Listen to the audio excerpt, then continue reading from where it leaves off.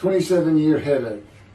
Chapter 5 of the life of God's righteous servant of Isaiah 53. The same year I graduated from law school in 1982, my son Justin was born. In 1985, my daughter Brooke was born. And in 1988, my youngest child and daughter, Laura, was born. I was making good money, though I expected a lot more, in my first job with a law firm that specialized in collections. I also tried my first civil case, which, while working there, which was a nerve-wracking event, first trial. The first day I entered the courtroom, the judge asked me if I was a law clerk. I had a very youthful appearance, though I was 28 years old, not 20, common age for a law clerk. My youthful appearance in junior high school and high school with my long, wavy blonde hair, I usually kept in a ponytail, had way too many people tell me I looked like a girl. It is interesting though, at least to me, not one person in my entire life has ever said anything about my disfigured arm. I must have looked like a girl who would beat on you if you did it. When I got mad, there was no hiding it. You could see it in my face and hear it in my words. When I was 28, Brooke was born. I tried my first civil case, and the bane of my existence on earth began. A never-ending headache that I generally thought to be associated with post-traumatic stress disorder. I had terrible nightmares from my youth, but now I seem to have begun grinding my teeth, causing the temporal mandibular joint, TMJ, to ache terribly during the day, and the whole side of my head, the muscular, I don't know what you call it, but underneath the skin of the skull, was always real tight, a tightening of the muscles. It was difficult to even talk to people at some points. For 27 years I had that headache. I tried everything, even surgery on the TMJ, and another surgery where the doctor severed my upper jaw and then trisected it from my skull and spaced it to fit my lower jaw. All to no avail. I could not stop the nightmares and the grinding of my teeth. Mouth guards helped my teeth, but the pressure was still there. I literally feared going to sleep. I didn't want to wake up the next day sometimes because I knew how bad the pain would be there again. It completely ended my dream of being a trial lawyer.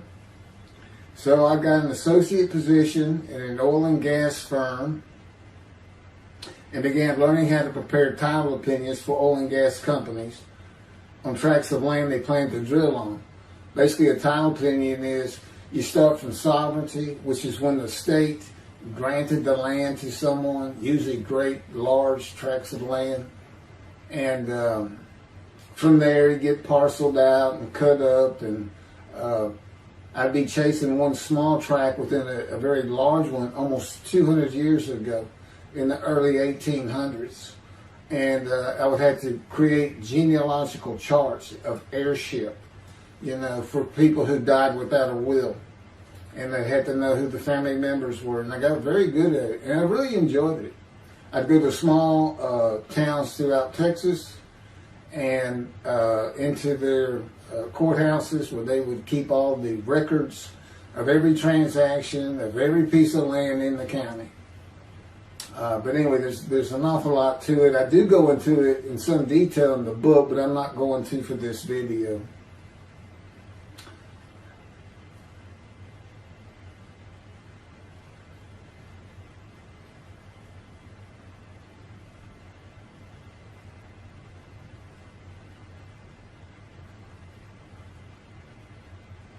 Eventually, I had my own firm. It was just me in my own office, and I was doing very well, though billing hours for title work is generally lower than other areas of the law, by the hour. But I had also been involved in multi-million-dollar sales of production between oil and gas companies, probated wills, prepared affidavits of heirship, worked with landmen to fix title defects, appellate work, including arguments before justices, plea bargaining in criminal cases for defendants, and anything else that came my way. Then it all stopped, and once again I was fighting for my life in 2001. This is chapter 6, skin, colon, and lung cancer. Oh, just God would have me tell you, he gave me those headaches. When he came to me, I stopped having nightmares. He provides my dreams for me, man, and often as a learning experience. But the grinding of the teeth, everything stopped, and I thought it was just because I wasn't having nightmares, and took away any symptoms of PTSD, for which I was receiving money from an insurance company for disability, partial disability. And that went on for about 7 years. Then one day we're out walking, year 7 of 13, and I had that headache. It just came. And I just stopped. And I said, "You got to be kidding. You did not give me those headaches." He said, "Yes, I did. It's necessary. You are considered the suffering servant of Isaiah 53. You had to suffer your entire life until you're suitable for my purpose." And that includes fitting every verse of Isaiah 53.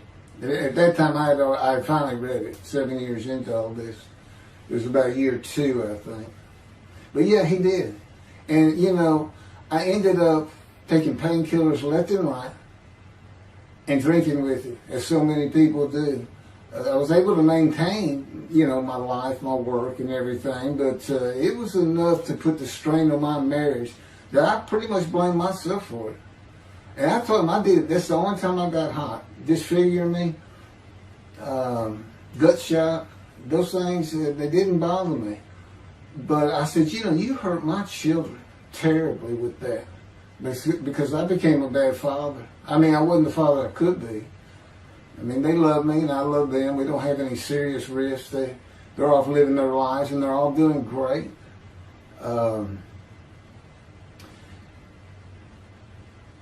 But if they consider themselves anything, they're Christians.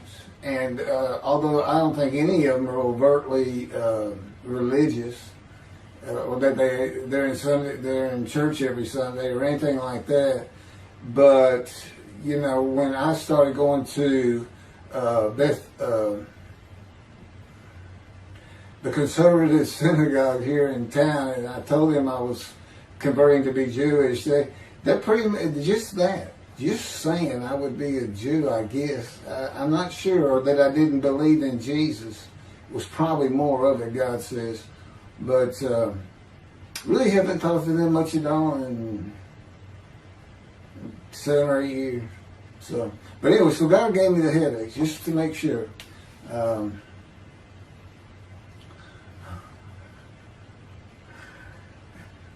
Anyway, I was married to Denise for 18 years, and we divorced in 1997 for irreconcilable differences. We agreed that she maintain custody of the children. The first to leave was Justin, and he came and lived with me. Then Brooke started getting in trouble, who is as tough as she is beautiful. Her mom's very difficult to get along with. Justin was a lot like me at his age, and trouble followed him everywhere he went. Like me, he was hard to talk to, and like me, his getting out of high school was a coin flip. He's doing great. He learned the oil and gas landman business, and I helped him out as much as I could, and friends of mine helped him out even a lot more. And he's very successful now. Married, no children. Laura's married, no children. She's got a great job. And Brooke is married with 2 children. I have 2 grandchildren. Long life, see his children. You'll see what I'm talking about, long life, when I get to the lung cancer that God chose to crush me with. Something had to be done, and to make matters worse, Denise had met a man and they were going to get married. But he didn't want Brooke. to be part of their new family, or Justin for that matter. He wasn't going to go stay with them anyway. Now, I had 2 of the children, and she had 1, but all still in her custody according to the divorce decree. So anyway, I stopped paying child support on those 2, but had not gotten around to the proper revision of the divorce decree when I took Justin and Brooke with me to live on the Big Island, Hawaii. Laura came with us to visit for a month. This oversight on my part resulted in Denise and now her 3rd husband filing papers in divorce court for past child support for all 3 children, for the time I had begun paying her 1/3 of the original amount. I represented myself. I had won contempt of court and was locked up for a day, but I never had to pay that money. By verbal agreement, I sent Laura back exactly 1 month later. I could not leave her out, and I wanted her to see where her brother and sister would be living. They were all so close and protective of each other, and still are to this day. And she was so sad. One of the hardest and emotionally painful things I have ever done was put her on the plane back to Houston. I can't think of anything else. The backdrop to moving to Hawaii was my firm was in dire need of new work. But the oil and gas industry was down. It's always up and down. And my clients were not drilling. A landman I knew called and said his sister in Hawaii, a brilliant eye doctor, but not a good businesswoman, needed help resolving creditor issues stemming from her new offices and equipment purchases.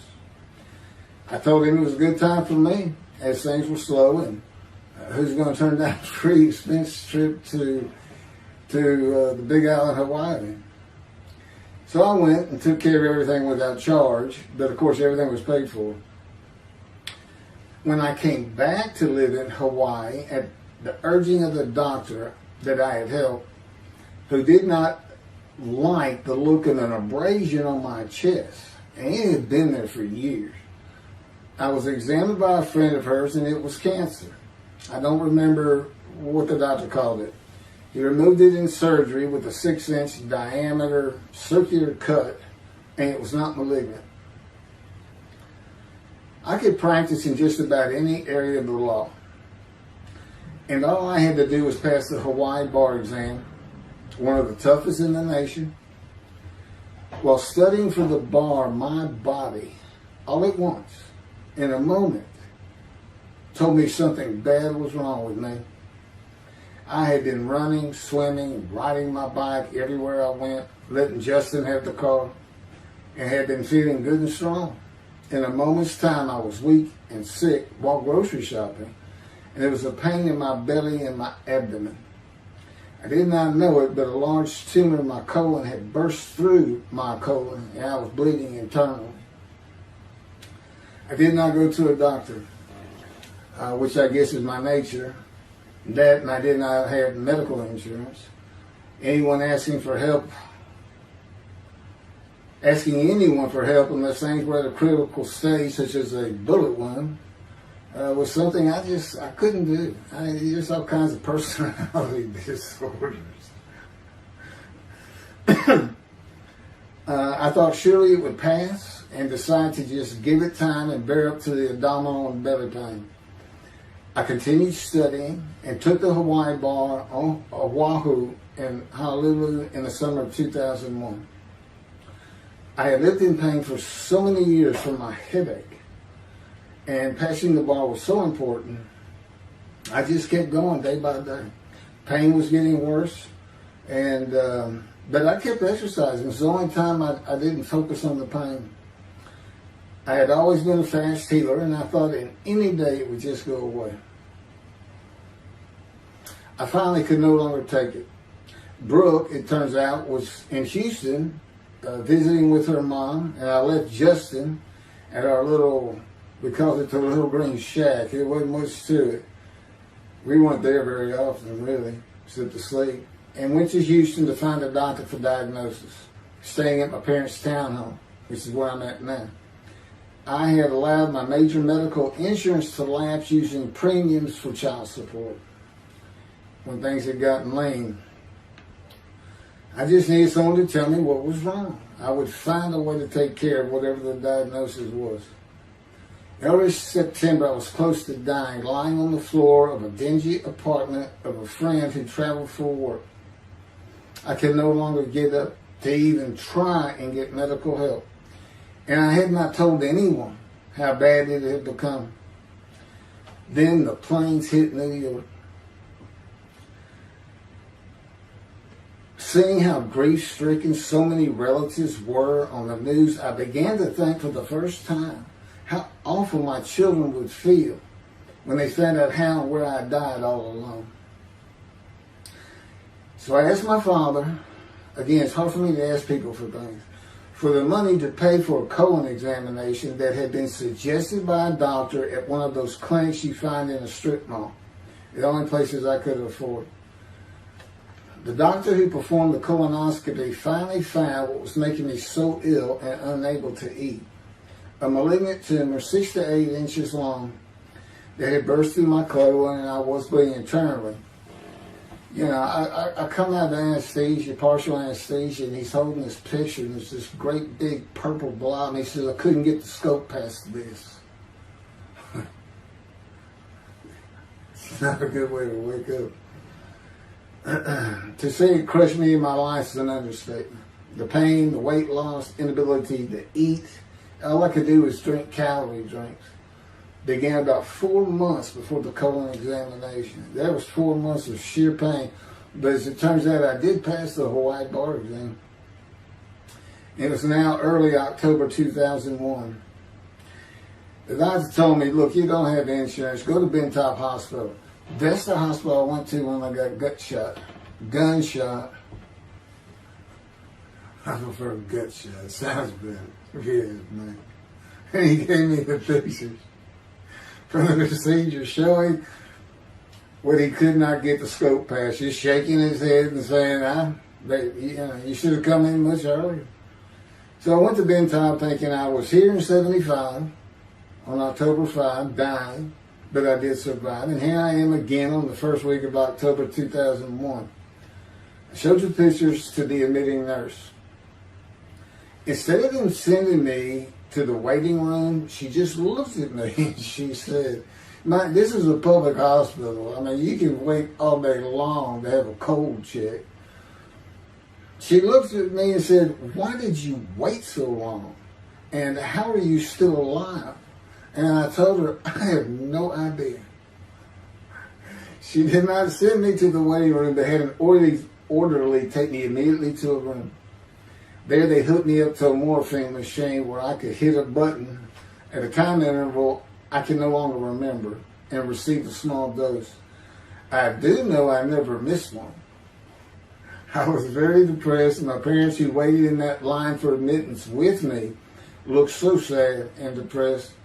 It was not one of my better days, though I finally had some pain relief.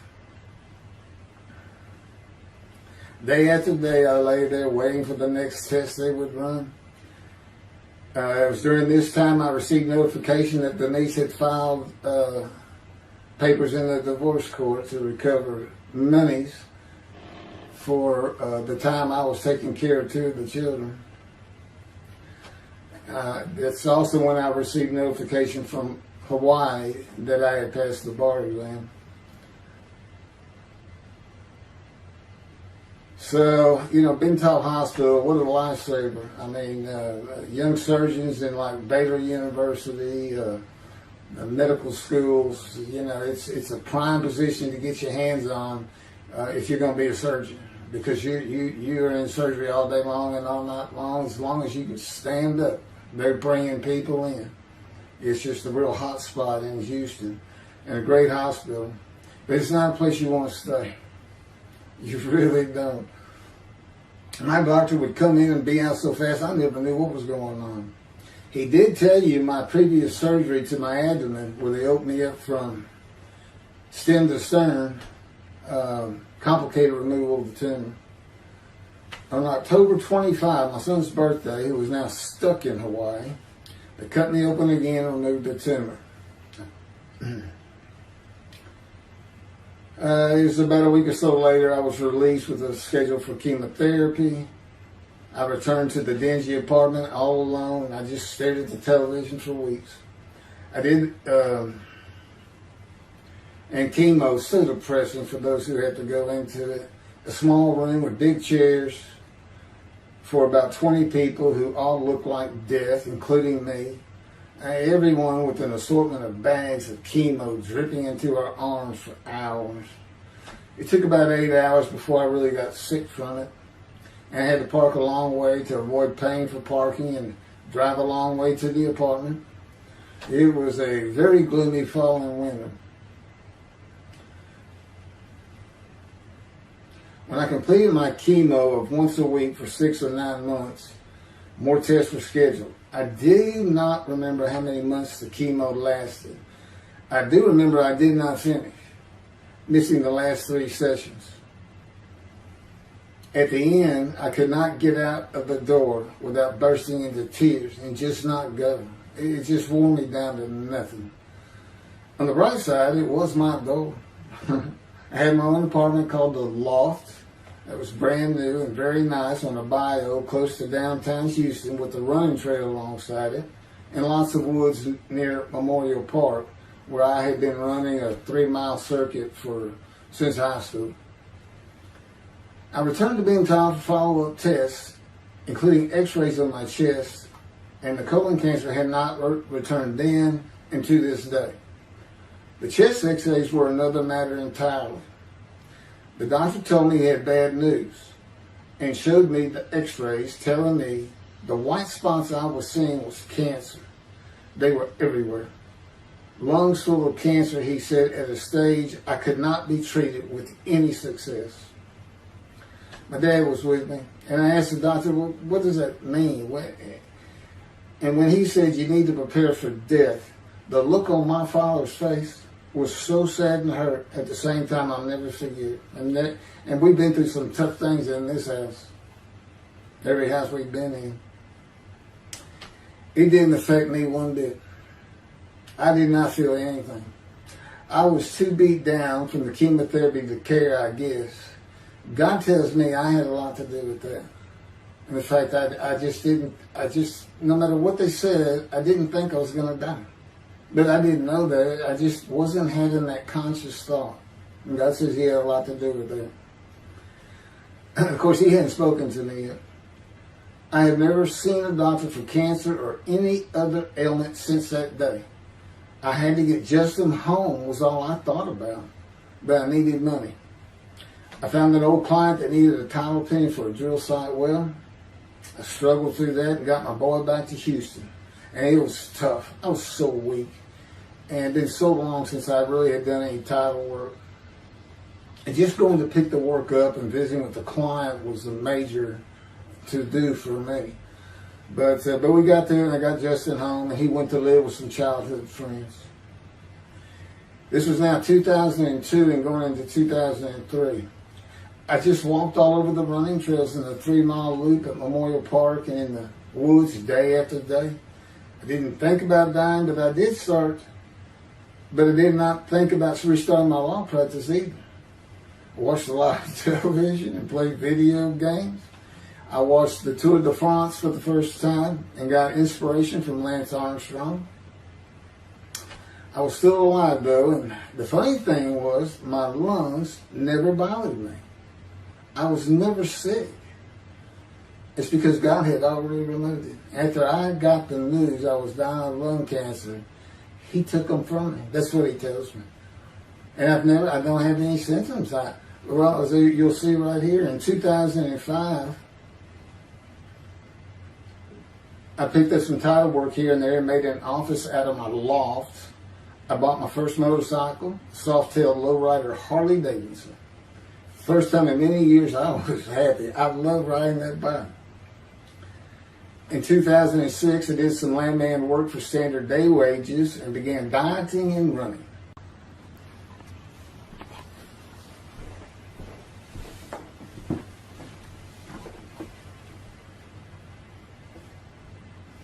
Once once again, my camera only goes for 29 minutes and 59 seconds, and I'm gonna back up just a little bit.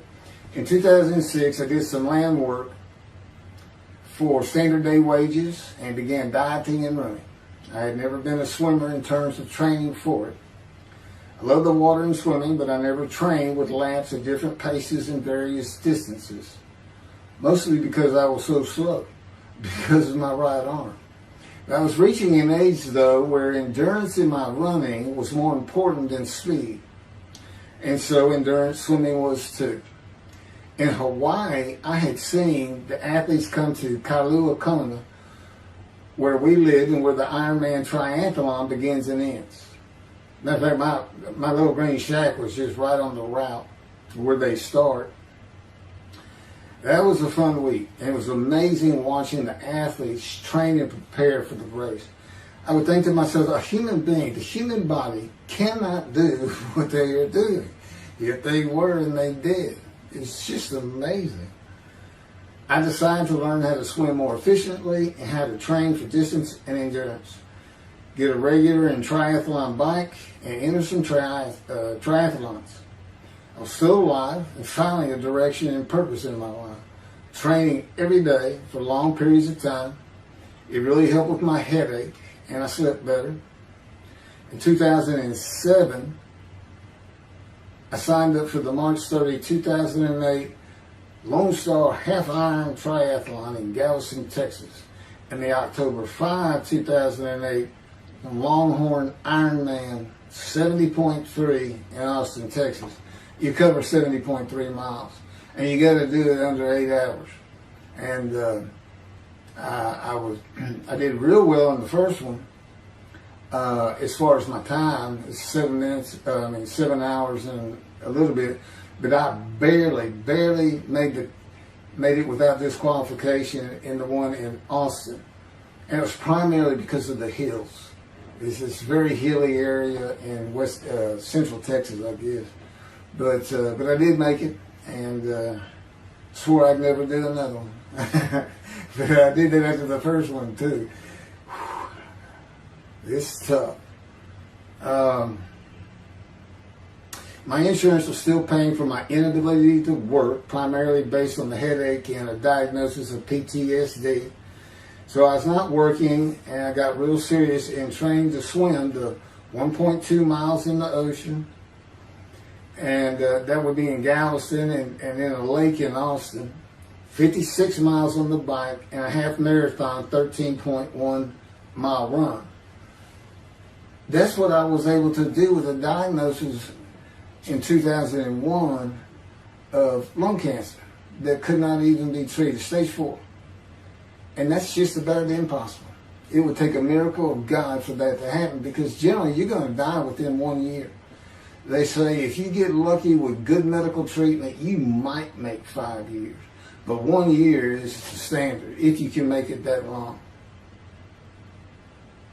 That's my proof that I offered myself to guilt for God. Because you can't, it's not something provable. All you can do is show the result of that offer. And again, guilt's an emotion. I got way too many videos and everything to get too detailed on it. But that is the proof. You know, I got the colon cancer 20 years ago when the planes hit New York. And it was 2000. Oh, that was 2009, right. Too many things go through my mind when I start thinking about those cancer years. But God, He removed it. He had something for me to do, but that's verse 10. God chose to crush him with disease.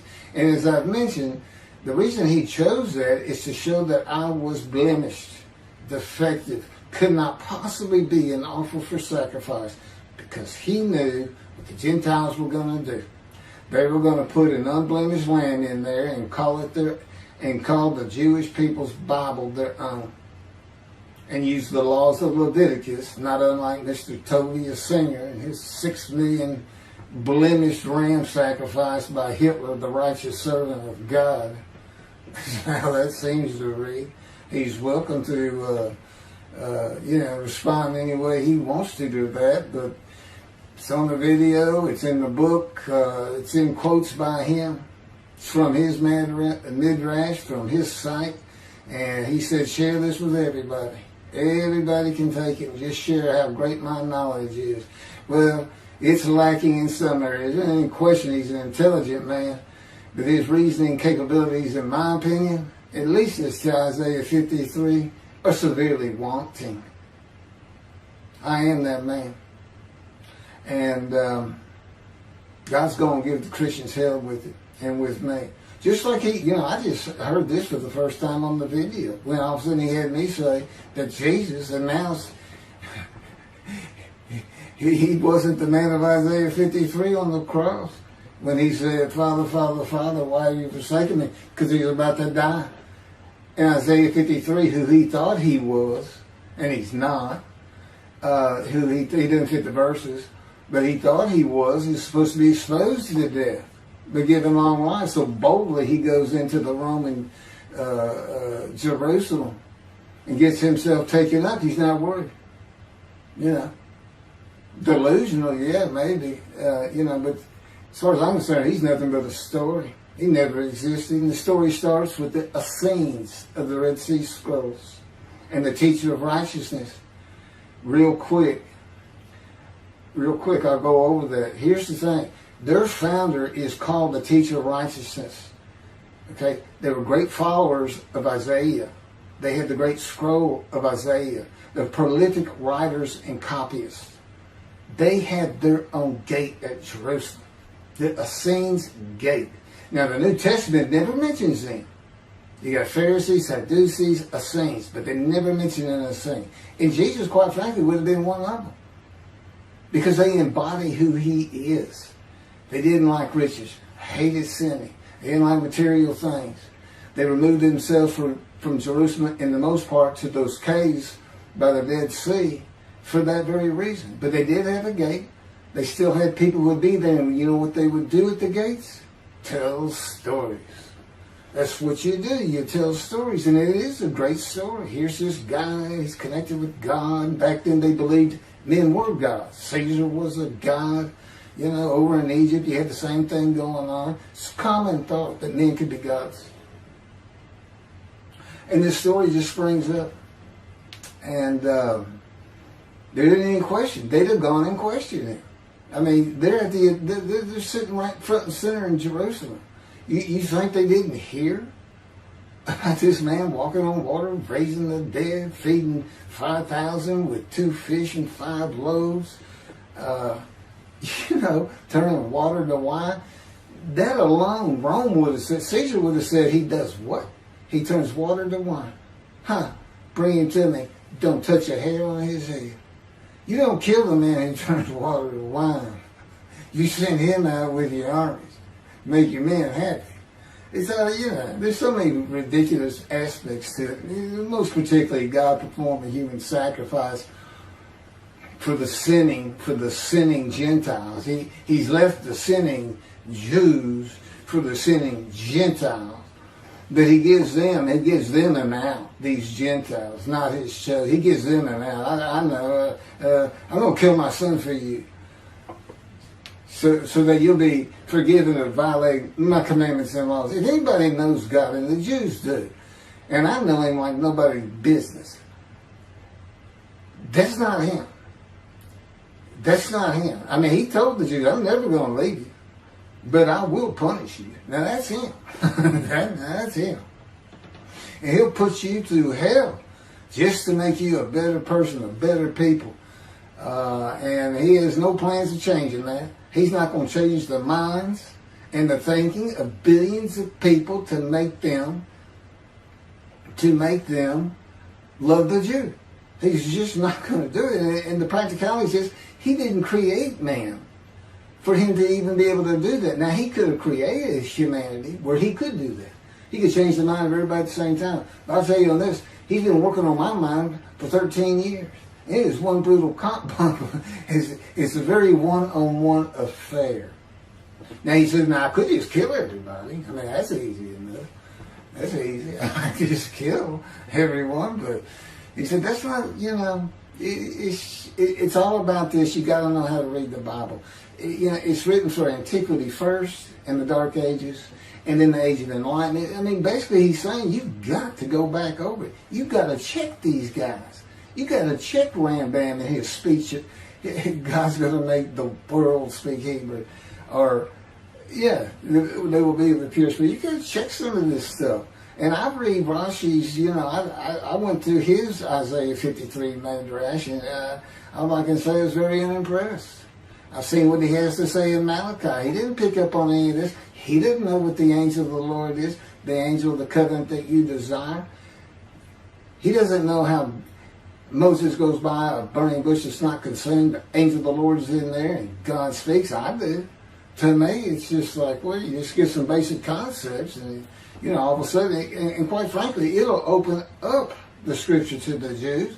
They can put the Talmud aside for a little while. But I will say this. God says, if you can study it, study it. There's all kinds of great things in it. Just be real careful about what you teach from it. And it's useful for heaven. If you like to talk about Talmud as a scholar with other Jews who may very well be in a scroll of remembrance with you, you can meet up with them. You'll see them in the meeting places, have them over to your room. Y'all can watch the new earth being created and the new peoples of God chosen, and watch the evolution of the chosen people. And humanity, the same as this one. God says, why would I change it? Why would I change it? When I did it, it was perfect. And you can tell Mr. Singer that the evolution that he's talking about, where all of a sudden the world's going to love the Jews, been going on for over 3,000 years, and it hadn't even. And today, anti-Semitism's up, and David is here. It's not going to happen. Thank you very much. I will be doing. Was that 5 and 6? Yeah, that was 5 and 6. Now the book picks up at chapter 7. It's on a video when God first speaks to me. And it's very interesting. And we'll still be putting some videos out. But I've pretty much covered all the major material. Everything from Isaiah 53 and the day of the word, Lord. There's a few more things. And it's a better read than it is a video watch. But, for those who like to read. But it's covered very well in these videos. And now that I've put in the personal part in, which is to show how I fit Isaiah 53, and you see the difference in my life. Now that's a life of suffering. That's a life of pain. That's a life of familiar with disease.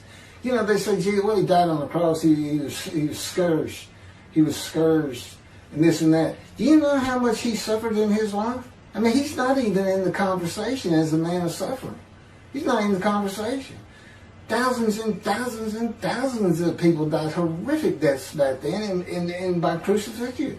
It's not the only one. This is descriptive of a man in his life. So you can find him, identify him. And what did he do? He never suffered. He was never sick, ever, until the last day of his life. He's 30 years old and he's got one day under his belt of pain and suffering. To me, you're not even in the conversation. I mean, that's nothing. That's not him suffering. That's just, you had a bad death, sorry. You got whipped first. You got whipped. One gospel says the scourging was an open-handed slap to the face. Now the other three do say scourged. But then and then every movie you see, he's carrying that cross. He's all whooped up and bleeding, this and that. He carries the cross in one gospel only. In the other three, it's carried for him. And then he's on the cross, and what does he do? Father, Father, why have you forsaken me? And then the gospel says, one of them, and then he gave up the ghost.